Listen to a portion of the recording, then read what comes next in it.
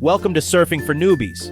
In this video, I'll take you through the basics of surfing, from picking the right gear to riding your first wave. Let's dive in and get started.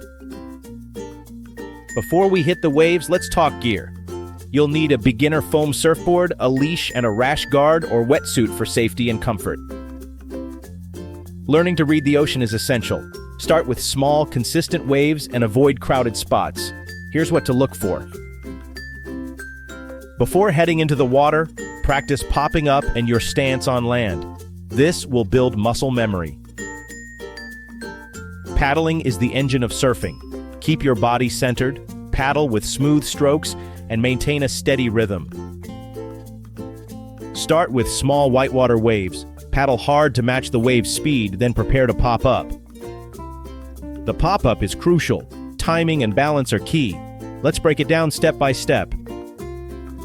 Surfing is about respect for the ocean and other surfers. Always follow proper etiquette and prioritize safety. Congratulations, you've learned the basics of surfing. Keep practicing, enjoy the process, and soon you'll be catching bigger waves.